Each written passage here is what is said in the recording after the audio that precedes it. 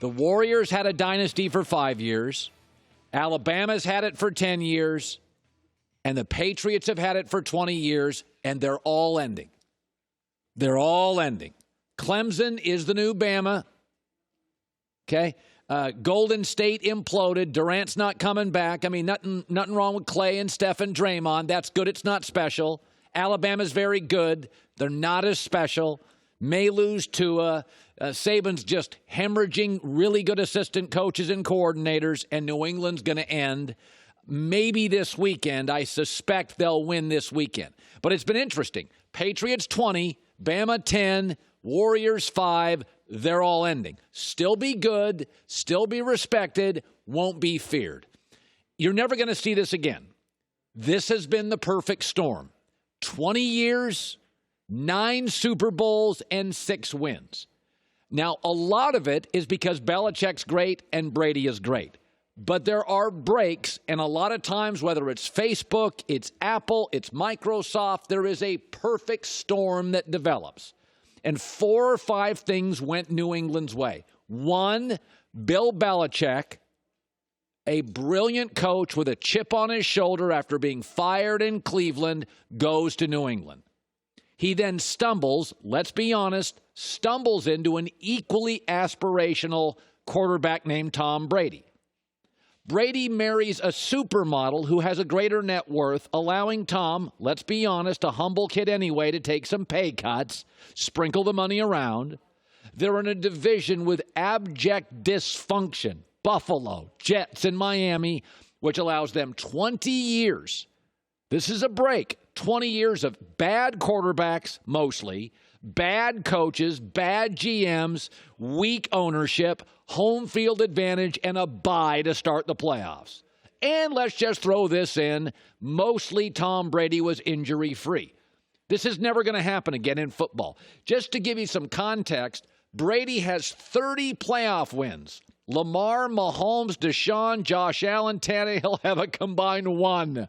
And in their careers, they won't get there because they won't have the breaks. So let's talk about 3 quarterbacks who we think have the talent and many of the components of Brady and who fell way short. Let's take Aaron Rodgers. So Aaron Rodgers ends up with 1 Super Bowl appearance and only 9 playoff wins. That is 1/4 of Brady.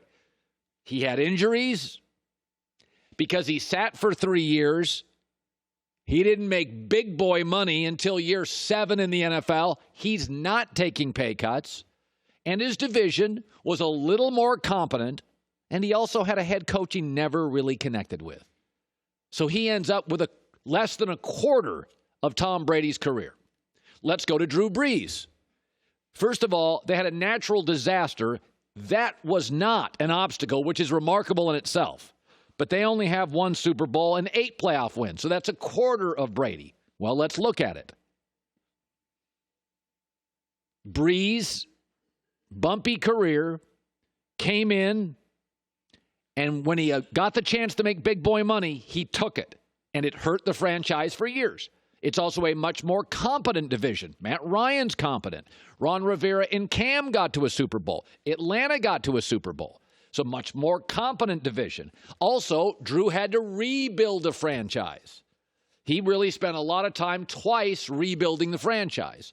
Let's go to Peyton Manning, who ends up with roughly little less than half of Brady's accomplishments. 4 Super Bowl appearances and 14 playoff wins. His division was actually fairly competent. He dealt with several head coaches in Denver and Indianapolis. He had injuries at the end, and the Colts decided we're bailing, and we're going to go with Andrew Luck. A lot of this stuff, we'll see another Alabama. It's called Clemson. We'll see another Golden State Warriors. You know, a 4 or 5 year run when stars combine. Could be the Lakers, could be the Clippers, who knows? You're not going to see New England again. I'm not saying in no way is skill, acumen, intelligence, focus not part of it. But man, they got some breaks. When you find the great dynasties, they always get breaks. Bad owners in the AFC East, bad quarterbacks, bad draft picks. And let's be honest. Brady and Belichick were equally non-nostalgic, equally focused. Tom was asked yesterday about all the records, and this is classic Brady. win or lose, we just came out.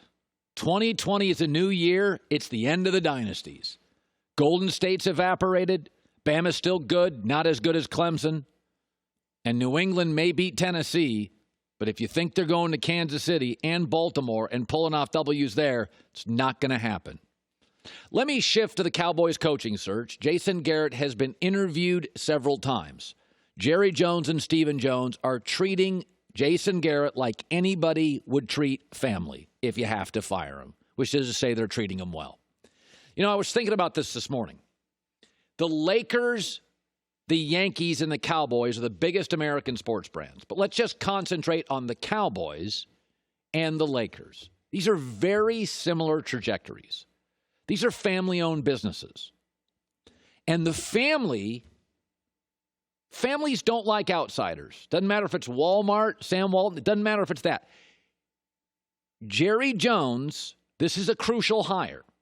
Because as we know, 7 of the 8, and you can argue 8 of the 8 divisions this year were won by the head coach quarterback combo that's the best. And now they're going to hire a coach, and nobody thinks Dak is a top 5 quarterback.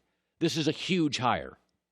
And if you look at what the Cowboy family, the Jones family, has done, they have briefly relinquished power, and it has worked both times. They relinquished power to Jimmy Johnson, but he was an outsider because Jimmy got famous before the Cowboys. And Bill Parcells was also invited in. But Bill Parcells made his money and got famous and had success before the Cowboys. They're outsiders. Chan Gailey, Dave Campo, Wade Phillips, Jason Garrett, they were elevated by the Cowboys brand. I mean, Dave Campo, Wade Phillips, best jobs they've ever had. Jason Garrett, best job he ever had. Chan Gailey, Barry Switzer, that's the best job they've ever had. They're not a threat to Jerry Jones. Parcells and Jimmy Johnson were rock stars before Dallas. They're viewed as outsiders. This is the same thing for the Lakers. Pat Riley played for the Lakers. Jerry West played for the Lakers. Kobe is a Laker. Magic's a Laker. Phil Jackson was an outsider. Phil Jackson got famous playing for the Knicks and got really famous coaching the Bulls. So Phil Jackson, even though he was within the family, like Jimmy Johnson and Parcells, is kind of an outsider. He never wore the Laker uniform. Well, Phil Jackson's a Laker. No, I actually, very many people think of him as a Bulls coach and as a Knicks player. And I don't think as Parcells. I don't see him as a Cowboy coach. I think Parcells, New York Giants.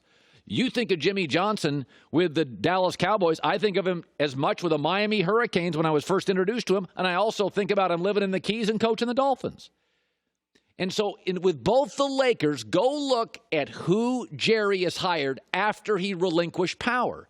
He went to people, Barry, Chan Gailey, Campo, then after Parcells, Phillips, Jason Garrett, who didn't push back, who understood who ran the family. Parcells didn't give a rip about the family. Jimmy wasn't family. I mean, Jimmy and Jerry didn't talk much the first 3 years. Jimmy was doing football. Jerry was, he bought that Cowboy team on credit. He was trying to make the business work. And then the minute Jimmy got to be a rock star, Jerry didn't like it. It's the same thing for the Lakers. They gave an outsider the power with Phil Jackson. Go look at who they've hired after Phil Jackson, people that needed them. Mike Brown, Mike D'Antoni, Frank Vogel, Byron Scott, people they're comfortable with. And so you may think Phil Jackson's a Laker and Bill's a Cowboy and Jimmy's a Cowboy. Those people were rock stars before the organization and before the family was never comfortable. They briefly gave up power to an outsider, and the outsider won and got a lot of credit, and the Lakers never loved that Phil Jackson got all that credit. They didn't like it. And the Cowboys and Jerry didn't like that Parcells, who rebuilt a messy franchise, and Jimmy Johnson got the credit. These are the big families in American sports, the Lakers and the Cowboys. And when they relinquish it, they win, but they don't like it because the brand's bigger than the title. It really is. The Cowboys brand is big regardless of titles, and the Lakers brand is huge regardless of titles. They don't like relinquishing power, and any ownership, not just stake, but a feeling that Phil runs the Lakers and Jimmy runs the Cowboys. So I think this is a massive hire for the Cowboys. Hi, everybody. Thanks for watching. Subscribe here to get the latest from the show. Also, be sure to check out more of the best clips from The Herd or go watch a few segments from other shows on FS1.